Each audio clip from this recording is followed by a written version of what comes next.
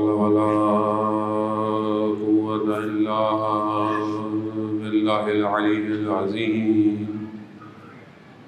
حسبنا الله ونعم الوكيل نعم المولى ونعم النصير أعوذ بالله من الشيطان الرجيم بسم الله الرحمن الرحيم الحمد لله الذي يؤمن الخائفين وينجي الصالحين ويضع المستكبرين ويغلق ملوكا ويستخلف آخرين والصلاة والسلام على رسول ثقلين محبوب رب المشرقين والمغربين جد الحسن والحسين نبينا سيدنا بالقاسم محمد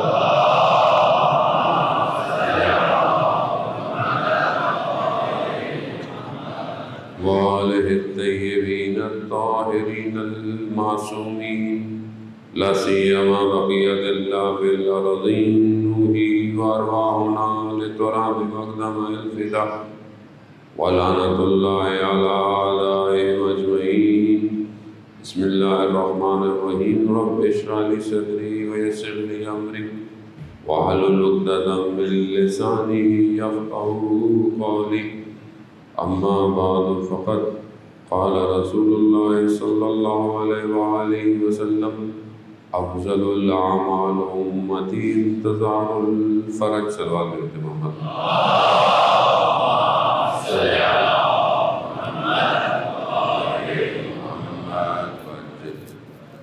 عزیزان سید الشہداء ایام عزا اور ماہ محرم کے آخری چند روز باقی ہیں اور انشاءاللہ یہ سلسلہ اسی طرح جاری اور ساری رہے گا اور آپ اپنی شرکت سے ان محفلوں کو زینت بخشیں اور اس ذکر کی طرف متوجہ ہوں کہ جو اس عالم میں ذکر ہو رہا ہے اس تسبیح کو اپنے وجود میں شامل کریں۔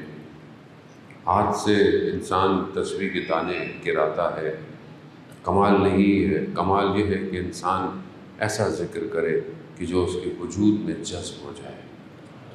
وہی ذکر انسان کو اس دنیا میں بھی ارتقا دیتا ہے، وہی ذکر انسان کو اس عالم میں بھی بچائے گا۔ روایات میں ہے کہ ایک شخص روز قیامت میں اسے جہنم کی طرف لے کے جایا جا رہا ہوگا تو وہ کہے گا کہ بہرحال کچھ میرے ساتھ معاملات بہتر کیے جائیں، کچھ مجھے نجات دی جائے۔ تو کہے گا کہ ہمارے پاس تو کچھ نہیں ہے، ہاں مگر ایک شخص ہے، ایک طرف اشارہ کیا جائے گا کہ وہ ہستی جو ہے وہ ہی کچھ کر سکتی ہے۔ تو فرشتے اسے لے کے جائیں گے رسول خدا حضرت محمد مصطفیٰ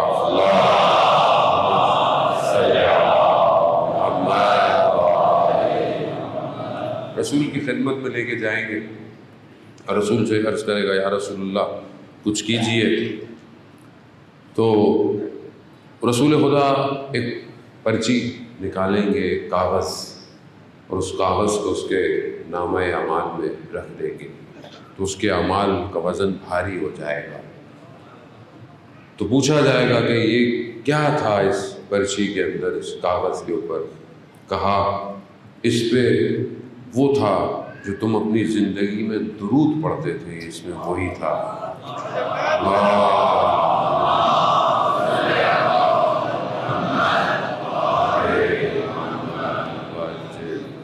اب یہ درود یہاں لگتا ہے کہ شاید الفاظ ہیں، وہاں پر جب اعمال کو بھاری کریں گے تو پتہ چلے گا کہ ہم کیا کرتے تھے۔ عزیزان محترم، کیونکہ کائنات ان کو سلام کرتی ہے، کائنات انہی کے ذکر سے قائم ہے۔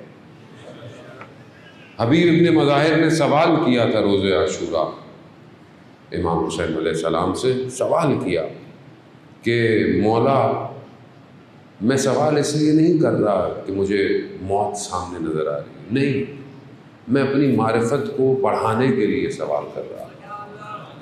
اب آپ دیکھیں حبیب کی منزلت ویسے بھی کیا منزلت ہے کہ جسے خود سید الشہداء فقی کہہ کے پکارتے ہوں، اپنا دوست کہتے ہوں، حبیب کا بڑا مقام ہے، اس مقام پہ بھی حبیب روز عاشورہ سوال کر رہے ہیں، کیوں؟ اپنی معرفت میں اضافے کے لیے۔ کیا سوال کیا کہ مولا اس دنیا میں آنے سے پہلے آپ کیا تھے؟ اس دنیا میں آنے سے پہلے یعنی بشریت کے لبادے میں جو آپ آئے ہیں، اس سے پہلے کیا تھے؟ تو امام فرماتے ہیں کہ ہم عرش پہ نور کی حالت میں تھے، اور زیارت جامع کبیرہ کہ جو ہمیں جو ہے وہ تعلیم دی ہے خود امام نے، اس کے اندر ہے کہ آپ کو پروردگار نے نور قرار دیا ہے عرش پہ۔ تو کہا کیا کرتے تھے؟ کہا ہم تسبیح اور تمجید کرتے تھے، یعنی ہم تسبیح پڑھتے تھے۔ کیوں پڑھتے تھے؟ سورہ خطبہ قاسیہ میں بھی مولا متقیان حضرت علی ابن ابی طالب علیہ السلام،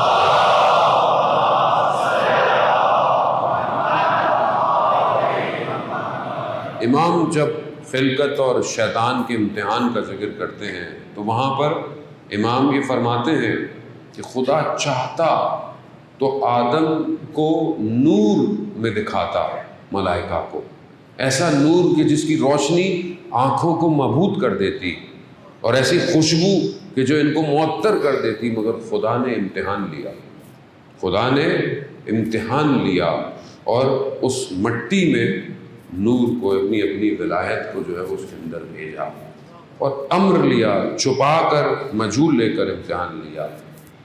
تو وہیں خطبے میں بیان ہوتا ہے کہ پروردگار نے ہمیں نور کی حالت میں خلق کیا تھا، اس سے پہلے کہ ملائکہ پریشان ہوتے ہمیں دیکھ کر، ہم نے خدا کی تسبیح اور تمجید شروع کر دی، اور ہماری تسبیح کو دیکھ کر آج ملائکہ تسبیحاں پڑھتے ہیں۔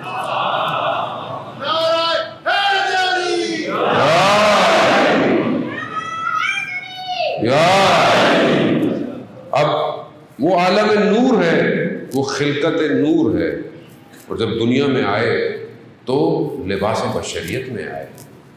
اس نور کو لباس بشریت میں آنا اس لیے تھا کہ وہ جب تک نہیں آئیں گے عالم بشریت میں، بشر کو نجات نہیں مل سکتی۔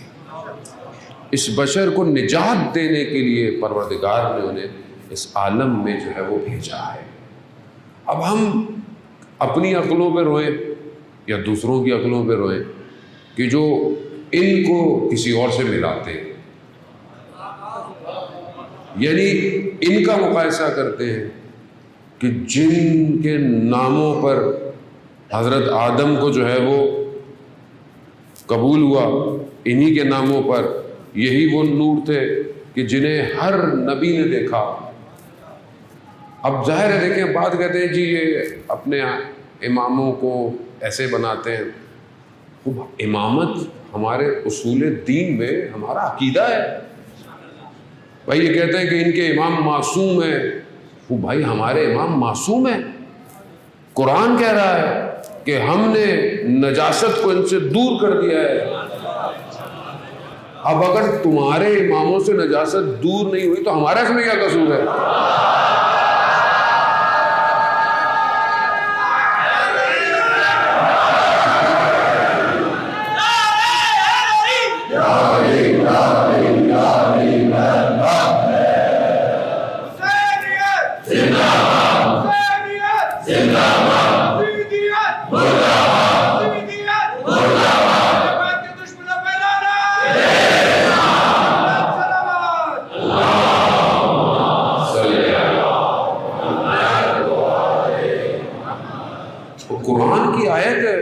گھر سے تو کچھ نہیں لے کے آئے ہم لوگ، آپ بولے گھر سے لایا ہے، گھر تو قرآن کہہ رہا ہے انما حصر قائم کر رہا ہے، یعنی محدود کر رہا ہے سوائے ان کے،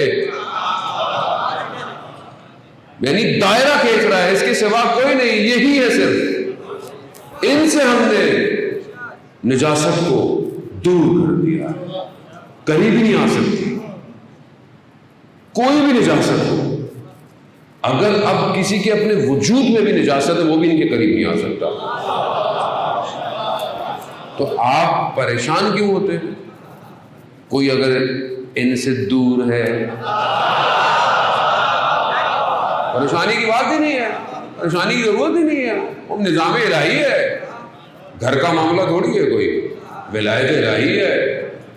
1,24,000 پیغمبر آئے اسی کو سجانے کی خاطر. جب سب سج گیا، عقلیں رشد کر گئی، تو کہا بلغ ما انزل الیک، ابلاغ کرو جس کا ہم نے تمہیں کہا ہے. اگر نہیں کیا تو رسالت کا کوئی کام انجام نہیں کیا. خود جب ابلاغ ہو گیا، عزیزان محترم، مسئلہ یہ ہے کہ لوگ فرقوں میں بٹ گئے، اور فرقوں میں بٹنے کی وجہ سے لوگ یہ سمجھتے ہیں کہ فلانا امام فلانے فرقے کا ہے. معاملہ فرقے کا نہیں ہے، معاملہ پوری بشریت کا ہے. مگر رسول خدا کسی فرقے کے لیے آئے تھے؟ رسول خدا پورے عالم انسانیت کے لیے رحمت للعالمین بن کر آئے. یعنی عالمین پر رحمت، عالم پر بھی نہیں، عالمین پر رحمت. وہ جو عالمین پر رحمت بن کر آیا ہے، وہ جب کچھ کہہ رہا ہے، کچھ فرما رہا ہے، تو کیا وہ اپنی مرضی سے کہہ رہا ہے؟ اول تو وہ خود پورا وجود ہی وجود اس پروردگار کی اس عظمت کا جلوہ ہے کہ جسے خدا خود کہہ رہا ہے کنتو کنزن مخفیاً، میں چھپا ہوا تھا، میں نے چاہا پہچانا جاؤں، میں نے نور محمد کو خلق کیا. اب آپ کو یا کسی کو سمجھ میں نہ آئے یہ نور محمد کیا ہے، اور یہی کہا کہ ایک نور سے ہی یہ خلق ہوئے، اور اسی نور سے جو ہے وہ دونوں ایک ہی نور سے خلق ہوئے. اب مسئلہ یہاں فرقے کا نہیں ہے عزیزان محترم کہ ہم بولیں کہ خدا نخواستہ ہم اپنے فرقے میں ہیں تو ہم اپنی ٹھیک بنے ہوئے. نہ، معاملہ یہ نہیں ہے، معاملہ بشر کی نجات کا ہے. کیوں؟ کیونکہ نظام الہی ہے. اللہ بہتر جانتا ہے اس کے نظام کو کون چلائے گا. یہ ولایت الہی ہے. یہ ولایت میری آپ کی نہیں ہے کہ آپ کھڑے ہو کہہ رہے ہیں خوب ان کے امام معصوم ہیں. خوب کیسے قرآن جب کہہ رہا ہے، قرآن کیا کہہ رہا ہے؟ اطیعوا اللہ اطیعوا الرسول واولو الامر منکم. اللہ کی اطاعت کرو، رسول کی اطاعت کرو، اور اولو الامر کی اطاعت کرو. اب اگر اللہ کہے کہ میری اطاعت کرو، چاہے خدا کی اطاعت ہے، رسول کی اطاعت کرو جو رسول نے کہا، اور اولو الامر کی بھی اطاعت کرو، تو اب ہو سکتا ہے کہ جو اللہ نے کہا ہو وہ رسول نے نہیں کہا. بھائی جو اللہ نے کہا وہی رسول نے کہا، جو رسول فرما رہے ہیں وہ اللہ کا حکم ہے. تو اب آپ جب رسول کی اطاعت کر رہے ہیں تو کس کی اطاعت کر رہے ہیں؟ اللہ کی اطاعت کر رہے ہیں. اب اولو الامر کی جو پروردگار کہہ رہا ہے کہ اطاعت کرو، تو اولو الامر کون ہے؟ آپ کہتے ہیں جی حاکم ہوگا، حاکم ہو، کوئی بھی حاکم ہو.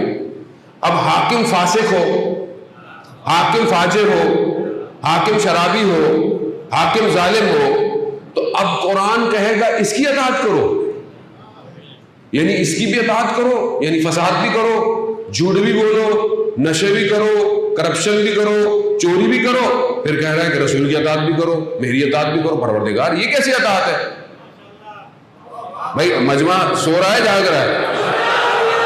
زندہ آباد، زندہ آباد، زندہ آباد، مردہ آباد، مردہ آباد.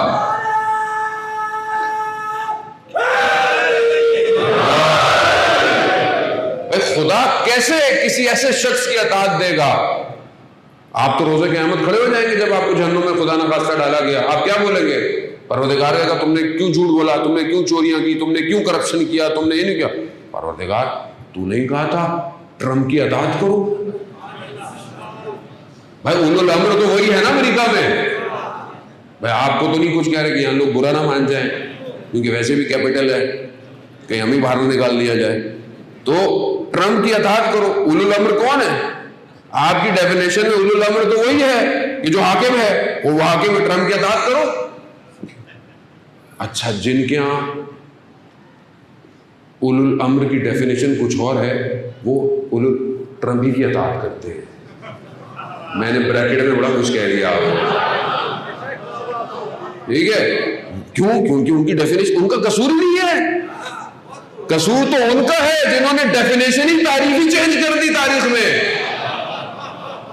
قصور تو ان کا ہے کہ جنہوں نے فقہ کی ڈیفینیشن ہی بدل دی، تفسیریں ہی قرآن کی بدل دی. اب ان کا کیا قصور ہے؟ یہ تو وہی کر رہے جو ان کے آباء و اجداد نے کہا تھا. عزیزان محترم، معاملہ سنگین ہے. خدا کبھی بھی غیر معصوم کی اطاعت نہیں حکم کر سکتا. کیسے کرے گا غیر معصوم کی اطاعت؟ یعنی وہ شخص جو خدا نہ خواستہ خود غلطی کرے، خود گناہ کرے، خدا اس کی اطاعت کا حکم دے گا. قیامت میں آپ بولیں پروردگار میں کیا کرتا، میں کیا کروں؟ تو اس کا مطلب پھر سب ختم ہو جائے گا، یہ سب بیکار ہو جائے گا. 1,24,000 کو بھیجا کیوں تھا پھر پروردگار اگر انہی کی اطاعت کروانی تھی تو معاملہ ولایت الہی کا ہے، فرقے کا نہیں ہے. میرے مسلمان بھائیوں، آخری زمانہ آ گیا ہے، بیدار ہو جاؤ. فریب میں اور دھوکے میں رکھا گیا ہے ابھی تک. اللہ کے ولی کو چھوڑا تھا تو یہ دنیا آج مصیبت میں مبتلا ہے. اللہ کے ولی کو چھوڑا نہ ہوتا تو آج یہ مشکلات نہ ہوتی کائنات میں. جس نے اس در کو چھوڑا وہ در بدر ہو گیا. یہی وہ در ہے کہ جہاں قرآن یہ کہتا ہے کہ کچھ گھر ہیں کہ جن میں اجازت سے داخل ہونا ہے، اور یہ وہ گھر ہیں کہ جن میں ذکر ہوتا ہے اور خدا ذکروں کو رفعت دیتا ہے. تو رسول خدا سے پوچھا کہ یہ گھر انبیاء کے گھر ہے، انبیاء کے گھر ایسے ہیں. تو اشارہ کیا کسی نے مسجد نبوی میں اس گھر کی طرف کہ جس کا صرف دروازہ مسجد میں کھلتا تھا.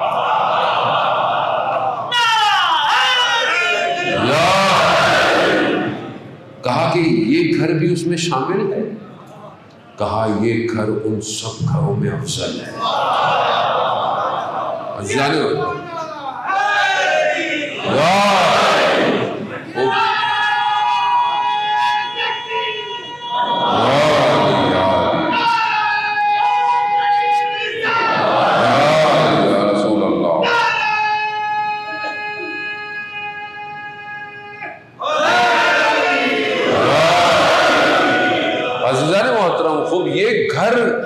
مٹی کا گھر نہیں ہے خالی جو آپ کہیں گے یہ گھر ہے، اس گھر کے اندر، ہاں یہ مٹی کا گھر نہیں ہے، یہ گھر ایک وادی ہے. اب جو اس وادی میں داخل ہوگا اسے ایک تو اجازت لینی ہے، دوسرا اس کو اس قابل ہونا ہے کہ وہ اس وادی میں داخل ہو. یہ وادی پوری انسانیت کی زمانوں پہ محیط ہے، آج بھی دعوت دیتی ہے کہ داخل ہو، اپنے آپ کو اس قابل کرو کہ داخل ہو. اب مسئلہ ولایت الہی کا ہے، اور جب تک یہ سمجھ میں نہیں آئے گا ہم اپنی ذمہ داریوں کو ادا نہیں کر سکتے. ہم جس زمانے میں بھی زندہ ہوں، جب یہ ولی سمجھ میں آئے گا تبھی اس ولی کی اطاعت سمجھ میں آئے گی. دنیا نہ سمجھ پائی آج تک. کچھ لوگ جو ہے وہ دھوکے میں ہیں کہ امام حسین علیہ السلام 2 جنگوں کا، 2 شہزادوں کا معاملہ نہیں تھا. کہاں ولی خدا، کہاں وہ فاسق شخص؟ یہ انبیاء کا وارث ہے. یہ پوری ان ساری موومنٹ کا جسے انبیاء لے کر آئے اس کو بچانے کے لیے کربلا آیا ہے. اللہ کا ولی ہے. اب اگر اللہ کے ولی کے مقابلے میں آ رہے ہو تو کس کے مقابلے میں آ رہے ہو؟ کس کے مقابلے میں آ رہے ہو؟ اللہ کے مقابلے میں آ رہے ہو. تو خدا تمہیں چھوڑ دے گا؟ دنیا کی امپائر کی جنگیں تھوڑی ہیں کوئی 2 ملکوں کی یا 2 بڑی بڑی کسی کی آپس میں جنگ لڑی ختم ہوگی معاملہ نہیں. جو اللہ کے مقابلے میں لڑے گا، جو اللہ کے حدود کو پامال کرے گا، خدا کو بھول تھوڑی جاتا ہے. خدا اس دنیا میں بھی اور آخرت میں بھی اس کام کو دیکھے گا. یہ جو خدا کے مقابلے میں آتا ہے، جو حدود الہی کو پامال کرتا ہے، اپنی جہنم کو کریٹ کر رہا ہے، اپنی جہنم کو بنا رہا ہے. آپ کیا سمجھ رہے ہیں؟ ظاہر کے چھوٹے موٹے کھوکھلے نعرے، ادھر ادھر نکلنے والے معاملے، یہ کیا ہے؟ یہ خدا کے مقابلے میں آ رہے ہو. حسین کے مقابلے میں آؤ گے تو یزید کا اشر دیکھا تم نے؟ لعنت بھیجتی ہے پوری دنیا اس کے اوپر. تم آج اگر کسی پوسٹوں میں بیٹھے ہوئے ہو تو تم یہ سمجھتے ہو کہ آج یزید کے حامی ہو جاؤ گے تو تم کچھ کر پاؤ گے؟ دشمنان اہل بیت پر لعنت۔ یا سارق الحسین لبیک یا حسین۔ تم کیا سمجھتے ہو 72 آئے تھے کربلا خالی، اسلام پر حاکم تھا یزید لعین، سارے اسلام کے حدود کو، سارے گورنروں کو خریدا ہوا تھا، حاکموں کو خریدا ہوا تھا، جتنے تھے، بصرہ تھا، مدینہ تھا، جتنی بھی اسلامی حکومت تھی سب کو خریدا تھا یزید نے۔ تم کیا سمجھتے ہو کہ آج چند تمہارے پاس حکومتیں ہیں، چند تمہارے پاس دولت کے خزانے ہیں تو تم اس کو خرید کر آج دنیا میں تم کچھ کر پاؤ گے؟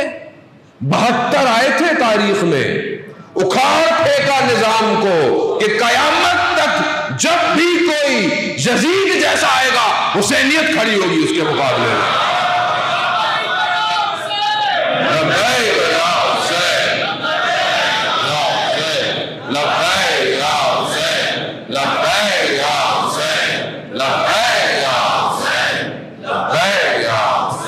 تو تم کیا سمجھتے ہو؟ اس وقت بھی پیسوں سے خریدا اس نے، تم بھی آج پیسوں سے خرید رہے ہو اور کیا کر رہے ہو؟ وہ تم اپنے اجداد پہ کو بھی کر رہے ہو جو انہوں نے کیا، تم بھی وہی کر رہے ہو، مگر پیسوں سے خریدنے والے پیسوں ہی کے غلام ہوتے ہیں، اور جو خدا کے نمائندے ہوتے ہیں وہ اپنے سروں کو کٹوا دیتے ہیں مگر اسلام پر آنچ نہیں آنے دیتے۔ وہ یہ حسینیت کی قوم ہے۔ یہی تو کہا قاسم سلیمانی نے، ماں ملت حسینی ماں ملت شہادتی، ہم حسین کی قوم ہے، ہم حسین کی امت ہے، ہم شہادت پرور قوم ہے۔ تم ہمیں جنگ سے ڈراتے ہو، تم ہمیں موت سے ڈراؤ گے؟ ہمارے ہاں مرتا ہے ہی نہیں کوئی، ہمارے ہاں کوئی نہیں مرتا، جانے موت۔ خوف پیدا کرو، ہراس پیدا کرو۔ دشمن کی پالیسی ہمیشہ سے یہی ہے۔ ابن زیاد لعین نے کوفہ میں ہراس پیدا کیا تھا، خوف، مگر جو تیار تھے وہ محاصرے توڑ کے بھی چلے گئے، اور جو دنیا پرست تھے وہ پھنس گئے۔ آج بھی ہمارے لیے سوالیہ نشان ہے کہ جسے قرآن کہہ رہا ہے، جو میں نے کل آپ کی صورت میں آپ کی خدمت میں جو ہے وہ اصحاب کہف کی مثال دی، یہ چند جوان تھے کہ جو بت پرستی کے مقابلے میں کھڑے ہوئے، اس فساد کے مقابلے میں جو معاشرے میں تھا اس کے مقابلے میں کھڑے ہوئے، خدا کے لیے قیام کیا۔ خدا نے انہیں کہف یعنی غار میں لے گیا اور ان کے کانوں کو بچا لیا دنیا کے شوروں سے، انہیں محفوظ رکھا، اور وہ ابھی تک محفوظ ہیں، اور وہی حفاظت خدا ان کی کر رہا ہے۔ آج بھی خدا یہ دعوت دے رہا ہے کہ تم خدا کے لیے قیام کرو، خدا کی خاطر خدا تمہاری بھی حفاظت کرے گا، خدا تمہیں بھی بچائے گا۔ عزیزان محترم، یہی ہے سورہ کاف میں پروردگار جو ہے وہ آگے بیان کرتا ہے کہ دشمن کے لیے، دنیا کے لیے لوگ امتحان قرار دیا، اس دنیا کو زینت بنایا، دنیا کو خوبصورت بنایا، زرق اور برق سے متعین کیا۔ یہی امتحان ہے، یہی امتحان ہے، اور یہی امتحان ہر قوم میں رہا ہے، ہر امت میں رہا ہے کہ جنہوں نے دنیا کے زر برق کو دیکھا وہ غافل ہو گئے، جن کے سامنے دنیا کیا تھی۔ آج ہمارے سامنے بھی دنیا ہے، اسٹیٹس، ڈیزگنیشن، مقام، نوکری، پیسہ، دولت، یہی تو بیچا جا رہا ہے۔ اور کیا ہے جو لوگ بک رہے ہیں آج، کس سے بک رہے ہیں؟ اسی دنیا کو زینت سمجھ لیا ہے، وہ سمجھتے ہیں کہ شاید یہی دنیا کامیابی دے گی، جبکہ پروردگار کہہ رہا ہے کہ یہ کسی کام آنے والی نہیں ہے، میں تمہیں یہیں سے لے کر جاؤں گا۔ امتحان ہے تمہارا، تم میں سے بہتر عمل کس کا ہے، اور یہ سب خدا کہہ رہا ہے کہ میں اس کو جمع کر لوں گا، اس ساری زرق اور برق کو میں سمیٹ دوں گا، میں ایک جو صدا آئے گی پہاڑ روئی کی گالوں کی طرح اکھڑ جائے گی۔ تم اس کے پیچھے اپنے آپ کو کیا کر رہے ہو، اس خواہشات کے پیچھے؟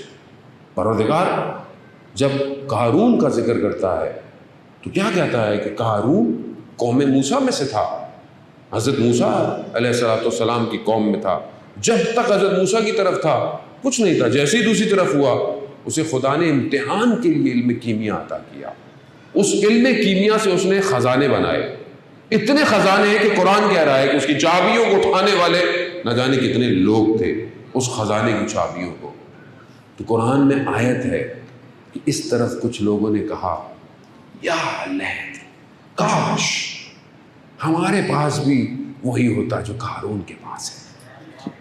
قرآن کہہ رہا ہے جانے محترم، قرآن کو ہم سمجھے، قرآن عبرت ہے. قرآن جب قصے بیان کر رہا ہے تو خامخواہ نہیں بیان کر رہا. ہر زمانے کے لیے قرآن کے جو معارف ہے وہ طول رکھتے ہیں. کیا کہہ رہا ہے؟ کاش ہمارے پاس بھی یہ ہوتی، یہ زرق برق ہوتے، یہ جو قارون کے پاس تھا. کاش یعنی کیا؟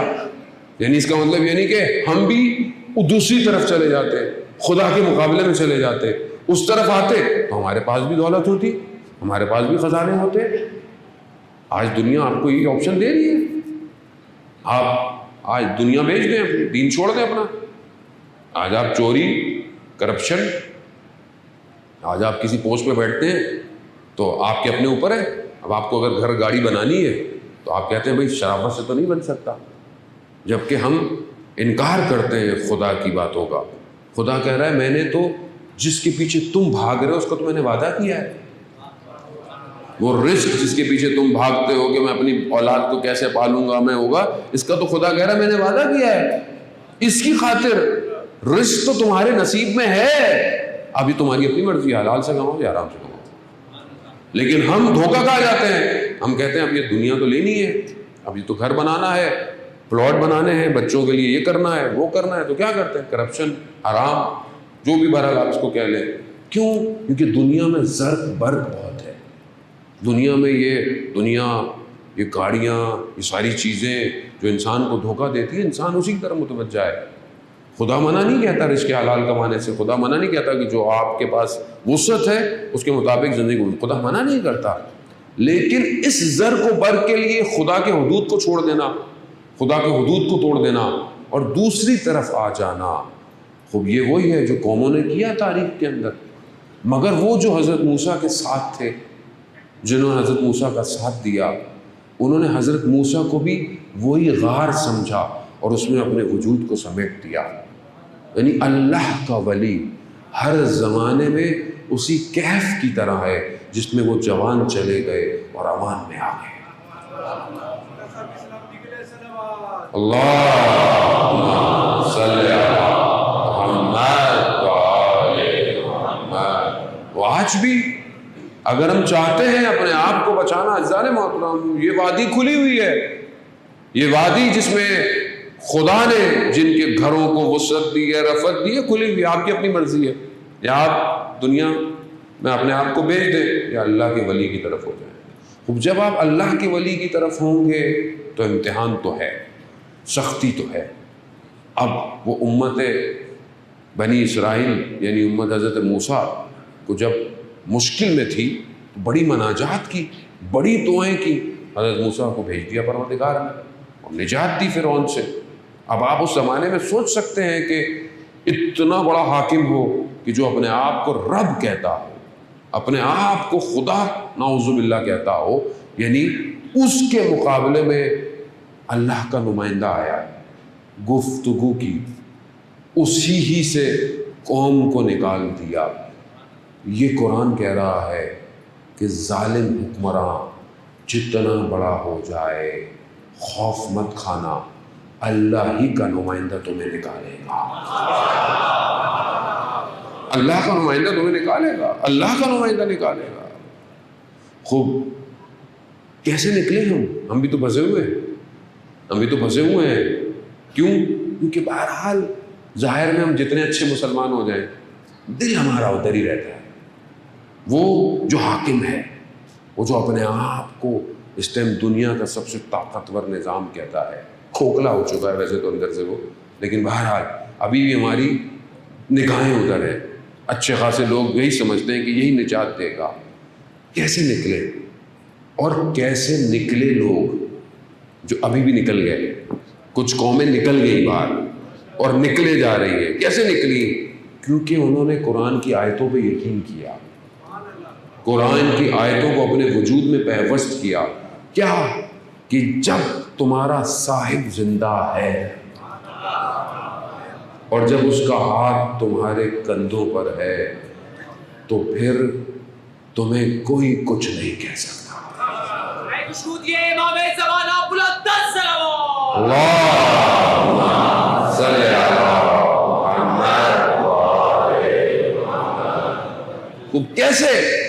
کیسے نکل گیا؟ امام خمینی رضوان اللہ تعالیٰ علیہ جب فرانس میں تھے اور جب ان کو تبعید کر دیا گیا، نکال دیا گیا، اور اس وقت حکومت نے، اور وہ عراق سے ہوتے، کویت سے ہوتے فرانس پہنچ گئے، تو وہاں پر دنیا کا میڈیا ایک دن آیا، پورا میڈیا جمع ہوا، اور ان کے ساتھی جو تھے انہوں نے کہا کہ آغا جو ہے وہ دنیا کا میڈیا آیا ہوا ہے تو بڑا اچھا چانس ہے، یہ پیغام پوری دنیا میں پہنچ جائے گا کہ ہمارا مقصد کیا ہے، ہم کیا ہیں، پوری دنیا پہنچ جائے گی. تو جمعے کا دن تھا. امام خمینی نے کہا کہ دیکھو آج تو جمعے کا دن ہے، مجھے ناخن کاٹنے ہیں، مجھے غسل لینا ہے، تو آج تو میرے پاس وقت نہیں. اللہ کہا میڈیا ہے، یعنی خود چاہتے تھے کہ یہ آئیں، لوگ جو اطراف میں تھے وہ چاہتے تھے یہ آئیں، ان کے ذریعے سے پیغام جائے گا، مگر وہ اللہ کا بندے کے غلاموں میں سے ایک حقیر غلام کیا کہتا ہے کہ وہ جب چاہتا ہے تو کوئی چیز روک نہیں سکتی، وہ چاہے گا تو دنیا کو ویسے ہی پتہ چل جائے گا. کیسا پتہ چلا؟ لوگ روکتے رہے کہ آپ یہ کیا کر رہے ہیں، لوگ مر جائیں گے. کہا اگر امام نے کہا ہو پھر کیسے نہیں روک پائے، کیسے نہیں روک پا رہے آج تک. دنیا کی حکومتوں کو کتنے عرصے ہو گئے، کتنے ان کے آئے پریزیڈنٹ اور مر کے چلے گئے، یہاں پر ایک ہی نظام کھڑا ہوا ہے. کیوں؟ کیونکہ جانتے ہیں اللہ کا نمائندہ حق پہ ہے اور پیچھے ہمارے ہیں، اور اس پوری داستان کو ظہور تک لے کے جا رہا ہے. قرآن کی آیتیں عزیزان محترم، قرآن کی آیتوں سے استدلال ہے. میرے گھر کی بات نہیں، ہمیں تو مسئلہ یہ ہے کہ ہمیں تعصب نے مار دیا. ہم نے تو شیعت کو، اسلام کو بھی تقسیم کر دیا، وہ ادھر ہے یہ ادھر ہے. بھائی اسلام اسلام ہے، اسلام کے لیے معیار تقویٰ ہے. آپ اپنے اندر تقویٰ پیدا کر لیتے، آپ قوم ترقی کر جاتے. اب اگر آپ نے نہیں کیا تو بھائی دوسروں کو تو مانو، لیکن کیونکہ وہ نہیں، وہ آغا صاحب مسئلہ ہے. مسئلہ کیا ہے؟ یہی تو نفس ہے جس نے بسایا ہوا ہے، اور پھر دشمنوں کی سازش، کیونکہ دشمنوں کو بھی پتا تھا کہ یہی ہیں جو بچائیں گے. کہا کہ نہیں ان کے خلاف بولو، ان کے خلاف. جب دیکھا کہ باہر سے تو رکتے ہی نہیں ہیں، یہ مارو تو یہ اور کھڑے ہو جاتے، تو ان کے اندر گھسو، ان کے اندر دراڑیں ڈالو، ان کے علماؤں کو برا بھلا بولو، جتنا بولو کہ ہم تمہیں زیادہ پیسے دیں گے. گھر آ گئے آپ لوگ، لگتا ہے اس میں لوگوں کا اصل میں ٹینشن ہوتی ہے. صاحب ایسی بات ہے بھائی، آپ مسئلہ دیکھیں، بات حق ہے. اب آپ اور کتنا اس کو چھپائیں گے کہ قوم اپنی جو ہے وہ آپ کی جو ہے وہ ڈاماڈول کھڑی ہوتی ہے، ان کو سمجھ میں نہیں آتی مولانا صحیح بولتا ہے یا وہ صحیح بولتا ہے جو پتہ نہیں کہاں سے آیا ہے. وہ سے آپ کیسے کریں گے بھائی؟ آپ بھی فیصلہ کریں نا اپنا. دوسروں کو تو آپ فیصلہ کرواتے رہتے ہیں کہ بھائی ادھر ہو جاؤ ادھر ہو، تو خود بھی ادھر ہو جاؤ ادھر ہو. بھائی مانے آج آپ کے حرموں کو کس نے بچایا ہے؟ مانے آج اسلام کا پرچم کس کے ہاتھ میں ہے؟ مانے آپ. ہمیں تو اپنی گلیوں کا نہیں پتا، ہم اپنے محلوں کو صحیح نہیں کر سکتے، ہم عالم اسلام کو صحیح کریں گے. وہ کہ جو دور اندیش ہیں، جنہوں نے دشمن کے سامنے سینوں کو تانا ہوا ہے، وہ ہے. اس میں گھبرانے کی بات نہیں. آخری زمانہ ہے جانے محترم. میں تو اپنا حق ادا کر کے اس لیے چلا جاتا ہوں کہ مجھے تو موت کا پتہ ہی نہیں ہے. شاید مجلس سے اتر کے آخری رات ہو، قبر میں اندر ہو، تو میرے سے تو سوال کیا جائے گا روز قیامت. روز قیامت کیا ابھی سوال کیا جائے گا. ہر روز امام کے سامنے حاضر ہونا ہوتا ہے. امام پوچھتے ہیں کہاں پہ نوکری دی تھی تمہیں؟ یہ تمہارے لیے تھوڑی آئے تھے، تم اتنے خوش ہو جاتے ہو، کتنا رش ہوتا ہے، یہ ہمارے لیے آتے ہیں، اور جب ہمارے لیے آتے ہیں تو ہماری بات پہنچا رہے ہو کہ نہیں پہنچا رہے؟ نہیں، مولا خوف ہے کس سے؟ اگلے سال مجلس نہیں پڑھوائیں گے۔ نہیں، مولا خوف ہے کس سے؟ پتہ نہیں کوئی پتہ نہیں کچھ کہہ دے، کچھ کر دے۔ کہا تو پھر غلط آئے ہو، یہاں تو آنے کی شرط ہی گردن کٹوانا تھی، اب اگر تیار نہیں تھے تو یہاں آئے کیوں تم؟ تو پھر تم میں اور باقیوں میں فرق۔ کربلا دعوت یہی دے رہی ہے، عشق کی وادی ہے، اس وادی میں آنا ہے تو گردن کٹوانی پڑے گی۔ کیوں؟ کیونکہ جس کے ارباب نے گردنیں کٹوائی ہوں، ہماری گردنوں کی قیمت کیا ہے؟ تو عزیزان محترم، نظام سمجھے، اللہ کے ولی کو سمجھے، وہی ہے جو نجات دے گا اس عالم کو، اور اس تک بڑھنے کے طریقوں کو سمجھے۔ پوری طاقت ہے دنیا کی، لیکن ہر طرف سے، پیسے سے، زور سے، اسلحے سے، فتنوں سے، پروپیگنڈوں سے، سازشوں سے، فرقہ واریت سے اس امام کا راستہ روکا جا رہا ہے۔ اس اللہ جل اللہ جل اللہ جل اللہ جل اللہ جل اللہ جل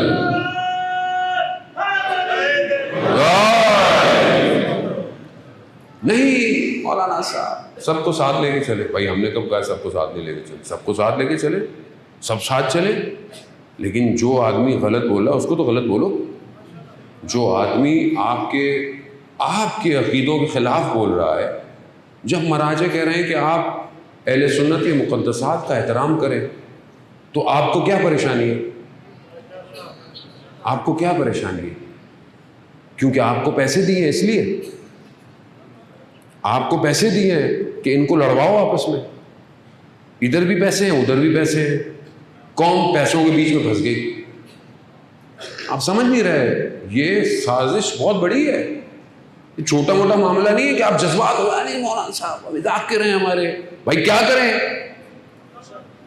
ذاکر ہیں ہمارے تو، یعنی پھر ہم میں اور اس تاریخ میں واقعوں میں فرق کیا رہ گیا کہ جن کو سمجھ ہی نہیں آیا ممبر رسول پر آیا رسول کا نمائندہ ہے یا شیطان کا نمائندہ بیٹھا ہے؟ آپ سے بولا نہیں جاتا، اصل میں کسی سے بولا نہیں جاتا۔ کیوں؟ کیونکہ بھائی وہ نہیں پڑھوائیں گے، وہ نہیں پڑھوائیں گے۔ نہ پڑھواؤ بھائی، نہیں پڑھواؤ۔ قوم کو ٹکڑے کر دیا آپ نے، تباہی پہ لے آئے ہیں۔ آج آپ ہی کے کلپ دکھا کر آج ہمارے سنی بھائیوں کے دل جو ہے وہ تکلیف میں اور وہ ہمارے خلاف کھڑے ہو رہے ہیں۔ کس کی ہے؟ ہم نے بولا ہے؟ کسی عالم نے بولا آج تک؟ کن کی چیزیں سوشل میڈیا پہ پھیلی ہوئی ہیں؟ قصوروار کون ہے؟ ہم لوگ خود ہیں، ہم ہی دعوت دیتے ہیں۔ چومو، جو بھی آئے مولا کا ذاکر ہے چومو، لاب چومی اب جا کے برباد کر دیا آپ ہی کے شہر سے باہر لے کر، اور بھاگے کہاں؟ اگر بھاگنا ہی تھا تو جاتے کم اور نجف جاتے۔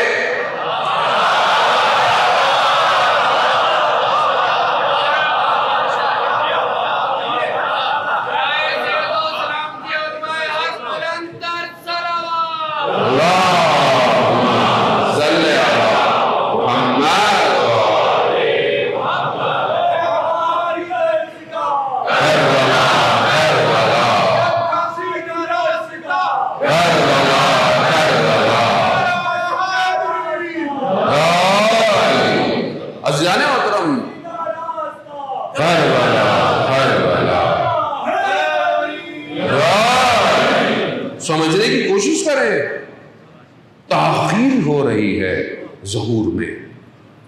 اللہ کا نمائندہ منتظر ہے، نجات اسی نے دینی ہے۔ ہم دیر کر رہے ہیں ان آپس کے جھگڑوں کی وجہ سے، ہم بے بصیرت ہوئے ہیں، ہماری سمجھ میں نہیں آ رہا کہ گیم ہمارے ساتھ کیا ہو رہا ہے۔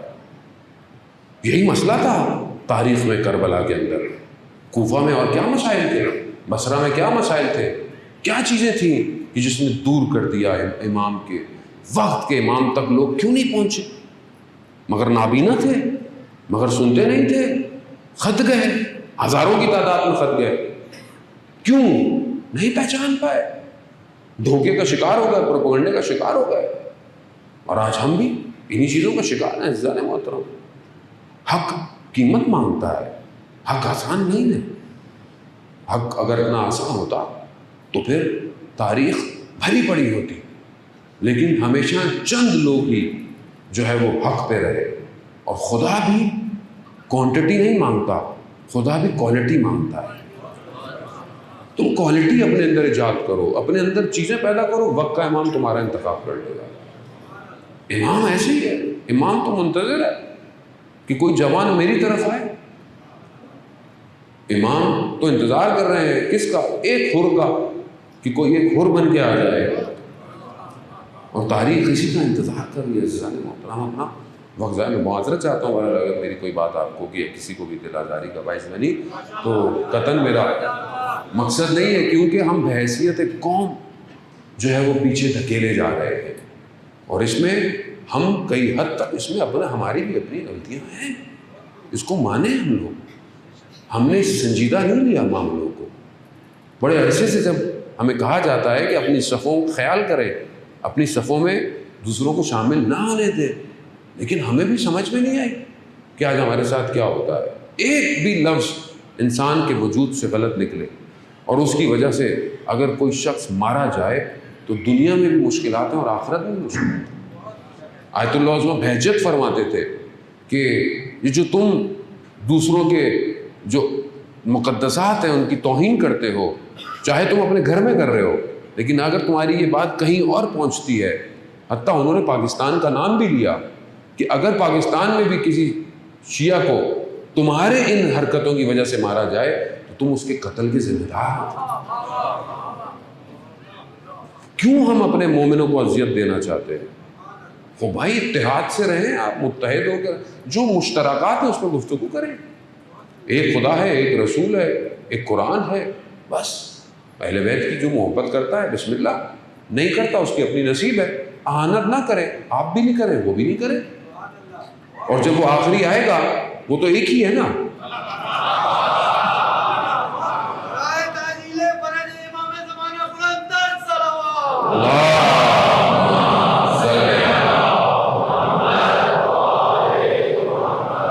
وہ تو ایک ہی ہے، وہ تو ہر قوم میں ایک ہی ہے. وہ کسی نے نام بدل دیا، کسی کے کچھ اور نام، میں سے کوئی فرق نہیں پڑتا، ہے ایک ہی. تو اس ایک کی طرف بڑھے، ایک امت ہو کے مل کر اپنی طاقت دکھانی ہے نا. اور اتنی نعرے بھی لگانے ہیں تو اسلام کے دشمن کے مقابلے میں لگائیں. اپنے اتنی جو آپ اتنا اپنے آپ کو دکھا رہے ہیں کہ یہ ایسا ہے ویسا ہے، تو دشمن اسلام کے مقابلے میں لگائیں. وہاں تو لفظ بھی نہیں ہلتے، وہاں تو آپ سے کچھ بولا بھی نہیں جاتا. تو اس کا مطلب ہے کہ ہم سمجھ نہیں پائے کہ دشمن کون ہے. اصل میں ہم خود دھوکے میں ہیں اور دھوکے میں رکھا گیا ہے. یہ سراب ہے، اس سے بچیں اپنے آپ کو. اپنے آنے عزیزان محترم، شخص کہتا ہے کہ میں مکہ گیا اور اس زمانے میں مکہ میں وبا پھیلی ہوئی تھی اور میں بھی مریض ہو گیا، کوئی تھا نہیں میرا جاننے والا، تو مکے سے باہر نکلنے نہیں دیا. تو حدیث بھی ہے کہ اگر کسی جگہ وبا پھیل جائے تو اسے باہر نہ نکلو تاکہ وبا دوسری جگہوں پہ نہ پھیلے، وہی ختم ہو جائے. تو کہا میں شدید مریض ہو گیا. میں نے توسل کیا امام سے کہ میری مدد کیجیے. تو کہا ایک جوان آ گیا اور اس نے مجھے غذا دی. میں نے کہا میں کھا نہیں سکتا. تو کہا انہوں نے اپنے ہاتھوں مبارک سے اس لقمے کو میرے جو ہے وہ دہان میں ڈالا. تو میں نے دیکھا کہ میرے اندر طاقت آئی، تو میں نے ٹھیک ہوا. تو مجھے اس جوان نے کہا کہ یہاں سے چلے جاؤ. کہا کیسے جاؤں؟ پہرے لگے ہوئے، شہر سے باہر نہیں جا سکتا. کہا میں تمہیں لے کے چلتا ہوں. کہا میں جو اس جوان نے باہر نکال دیا تو کسی نے ہمیں دیکھا بھی نہیں. جب میں شہر سے باہر نکلا تو کہا آپ چلے جاؤ. تو میں نے پوچھا یہ کون ہے کہ مجھے ایک لقمے سے ٹھیک کر دیا، مجھے شہر سے باہر نکال دیا؟ تو کہا کہ جب تم اپنے شہر پہنچو گے جو تیسرا شخص تمہیں سلام کرے گا تو اس سے پوچھنا میں کون تھا. کہا میں پورے راستے میں اسی سوال کے ذہن میرے رہا. جب میں اپنے شہر پہنچا تو میں نے جو ہے وہ شہر کے دروازے پر پہلا شخص ملا، دوسرا شخص ملا، تیسرا شخص شہر کا نگہبان تھا جو رات کو شہر کی نگہبانی کرتا تھا. وہ آیا، وہ مجھے ملا. میں نے اسے سلام کیا. میرے ذہن میں کہا وہ اتنی بڑی کوئی ہستی تھی، یہ تو ایک عام سا نگہبان ہے، یہ کیا بتائے گا؟ کہا میں بھی سوچ رہا تھا، تو اس نے مجھے بتایا کہ وہ جو تمہیں شخص ملا وہ کوئی اور نہیں تھا، وہ وقت کا امام تھا۔ اللہم صلی علی محمد اللہم صلی علی محمد وآل محمد اللہم صلی علی عزیزان محترم، اب وہ شخص اس مقام پہ تھا۔ ظاہر میں نہ جائیں ہم لوگ بعض لوگوں کے کہ بعض شخص ظاہر میں کیسا ہوتا ہے، شخص اپنے باطن سے اپنے وقت کے امام کے قریب ہوتا ہے، چاہے وہ کوئی بھی شخص ہو۔ پھر اس شخص نے بتایا کہ میں نے تمہیں بتایا اس لیے کیونکہ میرا تھوڑے عرصے بعد انتقال ہونے والا ہے۔ عزیزان محترم، ہر زمانے میں ایسے لوگ ہوتے ہیں جو امام کے قریب ہوتے ہیں، اور ہوتے وہ ہم ہی میں سے ہیں، ایکسٹرا لوگ نہیں ہوتے ہیں۔ کچھ لوگوں کا دائرہ ہے، کہیں 30 لوگ ہیں، کہیں 60 ہیں، کہیں 300 ہیں جو امام کے قریب ہیں، اور یہ عادی لوگ ہیں۔ جب ایک کا انتقال ہوتا ہے تو دوسرا ان کی جگہ آ کے لیتا ہے۔ شرط یہ ہے کہ اپنے آپ کو اس قابل کیا ہو کہ امام اس کا انتخاب کرے۔ ہم آج اپنی زندگی میں دیکھیں کہ آج ہماری زندگی میں کیا چیز امپورٹنٹ ہے؟ یہ دنیا امپورٹنٹ ہے یا پھر آخرت؟ دنیا ہمارے لیے کیا ہے؟ ہم دنیا کو کس طرح دیکھتے ہیں؟ اور ہر شخص کی دنیا الگ ہے۔ اب آپ کہیں کہ مولانا صاحب آپ کو کیا دنیا سے، آپ کو کیا دنیا کے؟ ہماری دنیا الگ ہے۔ ہر وہ چیز جو خدا سے دور کرے وہ دنیا ہے، ہر وہ چیز۔ ورنہ قرآن نے اس زمین اور آسمان کو، اس سورج اور چاند کو اپنی نشانیاں بتایا ہے۔ یہ نشانیاں ہیں، نشانیاں یعنی خدا کی طرف لے کے جا رہی ہیں۔ یہ اولاد، یہ مال، اگر یہ اولاد اچھی ہے تو زینت ہے، اگر یہ نہیں ہے تو فتنہ ہے۔ یہی مال اگر خدا کی راہ میں خرچ کر رہے ہو تو بچائے گا، یہی مال اگر حرام میں کر رہے ہو، اپنے افراد میں کر رہے ہو تو یہ مال تمہیں تباہ۔ ہر وہ چیز جو تمہیں خدا سے دور کرے وہ دنیا ہے۔ اب ایک عالم کے لیے دنیا کیا ہو سکتی ہے؟ اس کا نام، اس کا ڈیزگنیشن۔ ہمارا تو یہ حالت ہوتی ہے کہ پوسٹر میں نام نیچے کیوں ہے، اوپر کیوں نہیں ہے؟ ہماری دنیا یہی ہے، نام کے آگے علامہ کیوں نہیں لگایا؟ بھائی علامہ کے معنی پتہ ہے؟ ہمیں بھی لوگوں نے علامہ بنا دیا ہے۔ علامہ اگر آپ تشیع کی تاریخ پڑھیں نا تو چند علامہ ہیں خالی۔ علامہ بہت بڑی ڈگری ہے، ہر کوئی ہو نہیں سکتا۔ ہمارے یہاں تو 2 دن میں ٹوپی پہن کے آتا ہے وہ بھی علامہ، کیونکہ ہمارے یہاں تو اصل مسائل ہے کیونکہ معنی نہیں پتا۔ وہاں علامہ علی ہیں، ابھی آج کل کے دور سے جو گزرا وہ علامہ طباطبائی تھے، علامہ تقی جعفری تھے۔ یعنی آپ تو انگلی میں پورے نہیں ہوتے علامہ، اتنے تھوڑے علامہ ہیں۔ اور آج کل کے دور میں بہرحال جن کے ساتھ اگر یہ نام لگ بھی سکتا ہے تو وہ علامہ مصباح یزدی، علامہ جوادی عاملی ہیں، کیونکہ بہرحال ابھی ہماری دنیا ایسی میں ہے۔ پوسٹر پہ نام کیوں نہیں تھا، بٹھایا کیوں نہیں تھا، گاڑی کون سی بھیجی، یہ صحیح نہیں تھا، وہ صحیح نہیں۔ ہماری دنیا، ہم اپنی دنیا میں پھنسے ہوئے۔ مجلسیں کتنی ہوئی، کیسے ہوئی؟ ہماری دنیا یہی ہے۔ آپ کی دنیا الگ ہے، ہر شخص کی دنیا الگ ہے، اور وہ اسی میں پھنسا ہوا ہے، اور جب تک اس سے باہر نہیں نکلے گا امام تک نہیں پہنچ سکتا۔ کربلا یہی بتاتی ہے کہ جتنے لوگ آئے سب الگ الگ زندگیوں میں تھے۔ کوئی امیر تھا، کوئی کاروان کا لیڈر تھا، کوئی غلام تھا، کوئی جو تھا وہ عیسائی تھا جو مسلمان۔ ہر شخص کی دنیا الگ تھی۔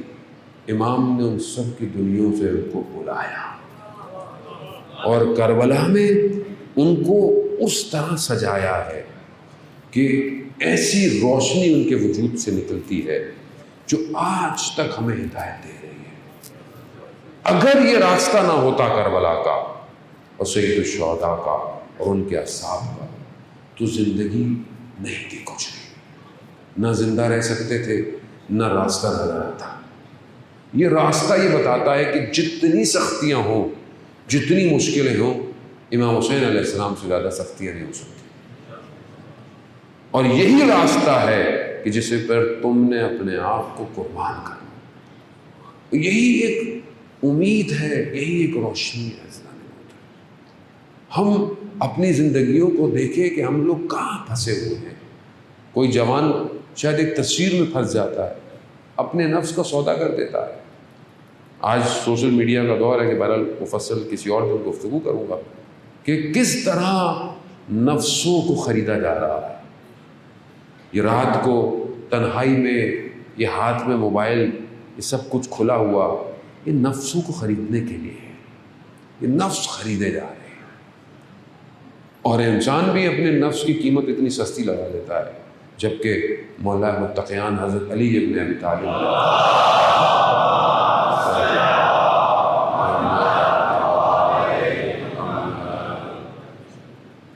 ظالم و دوبارہ ایک دعا کسی نے مجھے کہی تھی, میں بعد میں بھول گیا وہ دعا لانا, اور میں چشمے کے بغیر پڑھ نہیں سکتا. البتہ دعا تو میرے موبائل میں بھی ہے, میں کوشش کرتا ہوں کہ شاید اس کو میں نکال دوں, آپ کے لیے پوری تعلیم کر دوں. اگر آج نہیں تو مجھے کل دوبارہ مجلس میں آنے سے پہلے یاد دہانی کرا دی گا. تو عزیزان محترم, ہم اپنے امام تک پہنچنے کی کوشش کریں. زندگی بڑی محدود ہے, اور یہی محدود زندگی جو ہے انسان کو برباد کر دیتی ہے. ہم مولا ارشاد فرماتے ہیں کہ کم سے کم تمہارے نفس کی قیمت جنت ہے. کم سے کم, یعنی یہ کم سے کم ہے جنت. آگے کیا ہوگی, اس میں درجے ہیں, اس میں مقامات ہیں. کچھ درجے ایسے ہیں کہ جہاں پر انسانوں کو جنت کی نعمتیں تمنا کریں گی کہ کاش یہ ہمیں دیکھیں. یہ کون سے مقام ہے کہ جہاں جنت کی نعمتیں تمنا کر رہی ہیں؟ تو کہا وہ سب سے بلند درجہ اصحاب امام حسین علیہ السلام کا ہے. وہ ایسا درجہ ہے کہ جہاں پر یہ ہر وقت امام حسین کے نور کو دیکھ رہے ہوں, اس وجہ اللہ کو, اور اپنی نگاہوں کو ہٹائیں گے نہیں.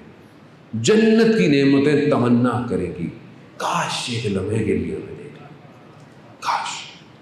بعض روایتیں ہیں کہ کچھ لوگوں کو جنت گھسیٹ کے لے کے جائے گی, اس طرف آؤ, ان مقامات پہ آؤ, مگر نہیں آئیں گے. وہ کہیں گے ہماری جنت صرف حسین ہے. اب یہ کیسے ہوگا؟ یہ اوور نائٹ چینج تھوڑی ہوگا. زندگی ایسی گزارنی پڑے گی کہ وہ مقام عطا ہو. ثواب جو ہے وہ لفظ نہیں ہے, ثواب مقام ہے.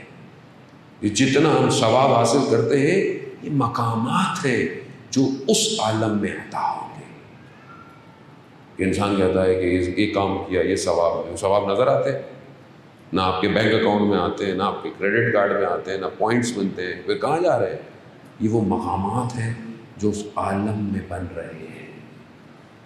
لیکن اگر یہ ثواب آپ نے کما لیے اور ان سے دور رہے تو یہ ثواب لے کے جائیں گے کہاں؟ سید الشباب اہل الجنہ کون ہے؟ یہی ہے.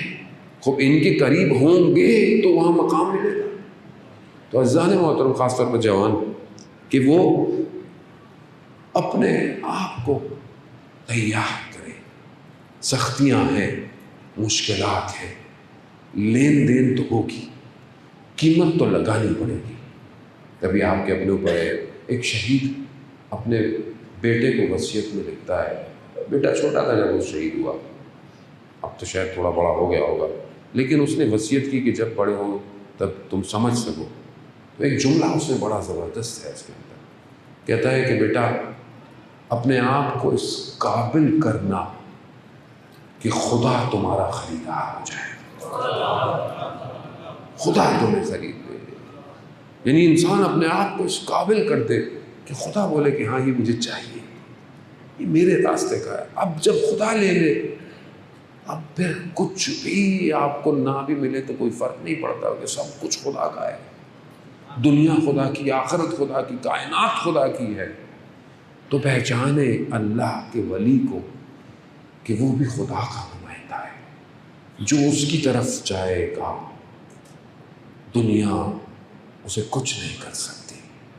وہ اگر ظاہری دنیا میں مر بھی جاتا ہے تو وہ ہم فیہا خالدون کے لیے ہے، وہ ہمیشہ وہاں زندہ رہے گا. یہی کمال ہے عزیزان محترم. لوگوں نے یہی کمال دیکھا. ایک عالم دین بیان کرتے ہیں کہ میں کربلا میں امام کے حرم میں تھا اور میں زری کے مقابلے میں کھڑا ہوا، سامنے کھڑا ہوا. میں نے ایک جوان کے مصائب پڑھے، وہ جوان جسے علی اکبر کہتے ہیں، میں نے اس کے مصائب پڑھے. کہا اچانک سے میں نے دیکھا کہ امام میرے سامنے حاضر ہو گئے اور امام ایک رومال سے اپنے آنسوؤں کو پوچھ رہے ہیں. کہا میں نے یہ حالت دیکھی تو میں بے ہوش ہو گیا، اور جب میں ہوش میں آیا تو میں نے کیا دیکھا؟ وہ رومال میرے سینے پر رکھا. یعنی اس عالم سے امام نے اسے عطا کیا. کہا میں سمجھ گیا امام نے مجھے ہدیہ دیا ہے. کہا میں وہ رومال لے کے گھر گیا، جہاں آیا تھا میں نے اس کے ٹکڑے ٹکڑے کر کے لوگوں میں بانٹے تبرکاً، اور ایک حصہ اپنے لیے رکھا اور اپنی زوجہ سے کہا کہ دیکھو اگر میں مر جاؤں تو اس کو میری قبر میں میری گردن کے ساتھ رکھ دینا، اور اگر تم مجھ سے پہلے چلی جاؤ تو یہ تمہیں میں دے دوں گا. کہا زندگی نے ساتھ نہ دیا، میری زوجہ کا انتقال ہو گیا تو وہ رومال میں نے اس کے حصے کو اپنی بیگم کی گردن پہ باندھ دیا. کہا میں نے خواب میں دیکھا اپنی زوجہ کو کہ وہ آ رہی ہے اور اس کی گردن سے نور نکل رہا ہے. جب وہ قریب پہنچی تو میں نے کہا یہ نور کیسا ہے؟ کہا یہ اس رومال کا نور ہے جو تم نے میری گردن پہ باندھا. بڑی قیمت ہے ان آنسوؤں کی، یہ جو امام حسین کے غم میں نکلتے ہیں. ہاں عزیزان محترم، شہید کے باپ کہتا ہے کہ میں رات کو سو رہا تھا، ایک ہی بیٹا تھا، جنگ پہ گیا ہوا تھا. میں نے رات کو دیکھا میرے دل میں درد ہوا، مجھے تکلیف ہوئی، نیند نہیں آئی، بے چینی. صبح جب اٹھا تو مجھے خبر ملی کہ رات کے اسی پہر میں جوان بیٹا تھا، شہید ہو گیا. مصائب پڑھتے تھے، گریے کرتے تھے، اور علی اکبر کے مصائب بھی پڑھتے. کہا لوگ مجھے ملنے آئے تو ایک ہی بیٹا تھا تو لوگوں نے بڑا کہا ایک ہی بیٹا تھا، یہ کیا کیا آپ نے، کیا کیا؟ کہا مجھ سے برداشت نہیں ہوئی، میں نے لوگوں سے ملنا چھوڑ دیا، خلوت میں آ گیا تو میں نے خواب میں سید الشہداء کو دیکھا. کہا کہ ساری زندگی علی اکبر کے مصائب پڑھتے رہے. کہا آپ سمجھ میں آیا جوان کا غم کسے کہتے ہیں؟ کہا میں بیدار ہوا، میں نے دیکھا مولا صحیح ہے، واقعاً جوان کا غم آسان غم، لیکن پھر بھی مولا میں اپنے بچے کے جنازے میں نہیں تھا، میں اپنے بچے کے مرتے وقت نہیں تھا، مگر جو مشکل آپ نے دیکھی وہ کسی نے نہیں دیکھی. کہا اس کے بعد جب میں حضرت علی اکبر کے مصائب پڑھتا تھا تو کیفیت ہی کچھ اور ہو دیتی. ہاں عزیزان محترم جوانوں، یہ وہ جوان ہے کہ جب آ رہا ہے تو امام کی آنکھ لگی اور امام نے فرمایا انا للہ و انا الیہ راجعون. حضرت علی اکبر کہتے ہیں بابا یہ کلمہ کیوں آپ نے جاری کیا؟ کہا میں نے خواب میں دیکھا ایک منادی ندا دے رہا ہے کہ موت اس کارواں کے پیچھے پیچھے ہے. تو جوان کیا کہتا ہے؟ یہ جوان ہے ہمارے لیے جس کی راہ پر ہم نے چلنا ہے. جوان کہتا ہے بابا ہم حق پہ نہیں ہیں. کہا کیوں نہیں ہم حق پہ ہیں؟ کہا بابا کیا فرق پڑتا ہے، موت ہم پہ آ پڑے یا موت پہ جا پڑے. اللہ خوب یہ جوان ایسا ہے کہ بیان ہوتا ہے کہ جب بھی راستے میں اہل حرم میں کسی چیز کو پہنچانا ہوتا تھا تو امام حسین علیہ السلام علی اکبر کو بھیجتے تھے. کیوں؟ کیونکہ اہل حرم علی اکبر کی بڑی محبت کرتے تھے. کیوں؟ کیونکہ خلق میں اپنی بولنے میں شبیہ پیغمبر تھا. جب بھی پیغمبر کی آواز سننی ہوتی تھی تو علی اکبر کی آواز سنی جاتی تھی. جب بھی پیغمبر کے چہرہ یاد آتا تھا تو علی اکبر کے چہرے کو دیکھا کرتا تھا کہ ایسا خزانہ تھا جسے امام حسین کربلا لائے، اسے کوئی نہیں پہچان سکتا۔ ہم اس کیفیت کو درک نہیں کر سکتے جو باپ اور بیٹے میں تھی۔ علامہ ذیشان حیدر جوادی پڑھا کرتے تھے کہ جب وقت آخر علی اکبر خیموں سے رخصت کر کے نکلنے لگے تو کہتے ہیں کہ دیکھا کہ خیمے کا پردہ اٹھتا ہے، بند ہو جاتا ہے، اٹھتا ہے، پھر بند ہو جاتا ہے۔ کوئی ہے جو علی اکبر کو نکلنے نہیں دیتا۔ کہاں دیکھا، کیا دیکھا؟ ایک چھوٹی سی بچی جو علی اکبر کو نکلنے نہیں دیتا۔ میں پڑھ نہیں پاؤں گا جناب محترم، سخت ایام ہے یہ، ایام اس بچی کے دل ہے نا، کوفہ اور شام، ہاتھوں میں رسیاں، گردنوں میں رسیاں، پانی مانگتی ہے تو پانی دے دیتا ہے۔ سخت ایام، اور انہیں حالتوں میں نہ جانے اس سے سب سخت یہ ہے کہ یہ بچی جب بھی سر اٹھاتی ہوگی تو نیزے پہ بھائی علی اکبر کا سر لگا، سخت ہے، بہت سخت ہے۔ ہم اس کو نہ پڑھ سکتے ہیں نہ بیان کر سکتے ہیں، یہ وہ بچی جانتی ہے، اس کے دل کو کوئی اور نہیں جانتا۔ ہاں اللہ محترم، وقت آ رہا ہے، حضرت علی اکبر تیار ہوئے، امام نے اپنے فرزند کو روشن کیا، چلا۔ ابھی سواری تھوڑے قدم چلی تھی تو دیکھا پیچھے سے آواز آ رہی، مہلن مہلن یا مہلن، آہستہ چلو میرے لال، آہستہ چلو میرے بیٹے، آہستہ۔ حضرت علی اکبر نے مڑ کے دیکھا، کہا بابا ابھی تو مل کے گئے ہیں، کون جانے امام حسین کے دل کو۔ کہا بیٹا ہاں، لیکن جتنا ممکن ہونا مڑ مڑ کے دیکھتے جانا، نہ جانے کس طرح امام نے روشن کیا۔ علی اکبر گئے، عدالت وقت نہیں ہے علی اکبر کی جنگ پڑے انسان۔ علی اکبر بنی ہاشم، علی اکبر علی کا ہوتا ہے، عباس کا شاگرد ہے، کیا جنگ کی؟ کہا پہلا وار جو کیا نا علی اکبر نے تو دل دشمن تک پہنچ گیا، اور پھر واپس آئے، جنگ کی علی اکبر نے، واپس آ کر کیا کہا؟ کہا بابا زر لباس کی گرمی، لوہے کا ذرا تھا، لباس کی گرمی پیاس کی شدت مارے رہتی ہے، تھوڑا پانی مل جاتا تو پھر بتاتا جنگ کسے کہتے ہیں، نہیں معلوم عزیزان محترم۔ علی اکبر کو نہیں پتا تھا پانی نہیں ہے، کیا چیز تھی جو علی اکبر کو لائی؟ باپ بیٹے کی محبت۔ مقتل کہتے ہیں نا، امام نے اپنی زبان علی اکبر نے کہا، جیسے ہی کہی علی اکبر نے چیخ مار کہا باپ آپ کی زبان تو میری زبان سے بھی زیادہ ہو، اب کون جانے، کہتے ہیں نا 3 دن سے پانی نہیں تھا، لیکن کسی کو کیا پتا یہ زہرا کا فرزند کب سے پیاسا ہے، یہ کون جانتا، یہ کس سے پتا کہ اس نے کب سے پیاسا ہے۔ ہاں میرے مولا نے کہا علی اکبر جاؤ جاؤ، تمہارے جج تمہیں سیراب کریں گے، یعنی کیا، یعنی اب واپس نہ آنا۔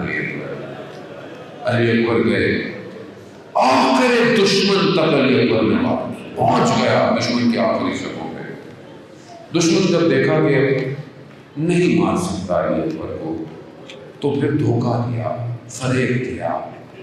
غیرت مند باپ کا غیرت مند بیٹا، خیموں کا اشارہ کیا، وہ دیکھو خیموں کی طرف آگ لگی ہے، رکا.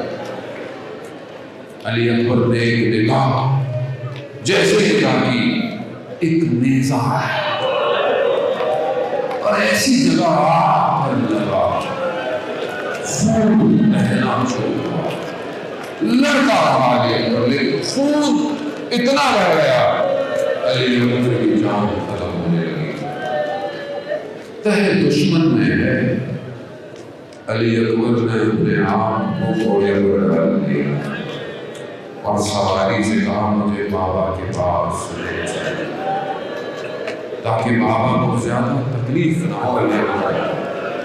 لیکن میں کیا کروں، مقتل کے جملے میں زیادہ موت ہے. فَقَطَّعُوهُ، مقتل کہتا ہے کہ دشمن کی صف سے جب بابا کی طرف آ رہا تھا یہ علی اکبر، تو دشمن نے تلواروں سے علی اکبر کے ٹکڑے کیے. اللہ، یہ تھی کمائی حسین، یہ تھی کمائی حسین کی. پہنچ گئے علی اکبر پہنچ، جیسے پہنچ سکتے تھے پہنچ گئے. پہنچے مقام علی اکبر دیکھا ہے نا جو گئے ہیں کتنا قریب ہے، یہاں تک پہنچایا ہے علی اکبر نے. علی اکبر نے علی اکبر نے یہ نہیں کہا بابا میری مدد کرو، نہیں. اللہ اکبر، کیسا شہید ہے. کہا میرا سلام ہوا. بس اب جب کیا نا تو میں نہیں جانتا امام حسین کیسے کیسے وہ جب حر کا بیٹا گرا نا تو حر پہنچا. امام حسین نے کیا کہا تھا، حر جوان بیٹے پر بار نہیں آتا. اور حر دیکھو دیکھو حسین علی اکبر کے جنازے پر آیا. نہ صرف حر، آئیے حضرت ابراہیم، آپ نے تو آنکھوں میں پٹیاں باندھی تھی نا، آپ نے بیٹے کے ہاتھوں میں رسیاں باندھی تھی اور پھر ہاتھ میں آپ نے چھری کو پکڑا. آئیے دیکھیے ذبح عظیم کہ دستے کربلا میں یہ حسین دو زانوں ہو کر علی اکبر کے سینے میں ہاتھ رکھا اور اس ٹوٹے ہوئے نیزے کو جب نکالا، انا للہ و انا الیہ راجعون. ہاں عزیزان الحضرت ادادار علی اکبر کی روح پر آواز کرتی. کچھ علی اکبر نے کہنا چاہا، میرے مولا نے اپنے رخسار کو علی اکبر کے رخسار پر رکھا اور پھر اس کے بعد کہا اس کو دنیا تجھ پر جس میں علی اکبر نہ رہے لٹ گیا. میرا مولا حالت یہاں پہنچی کہ اب یہ جنازہ حسین نہیں اٹھائے گا. کہا بنی ہاشم کے جوانوں آؤ علی اکبر کے جنازے کو اٹھا.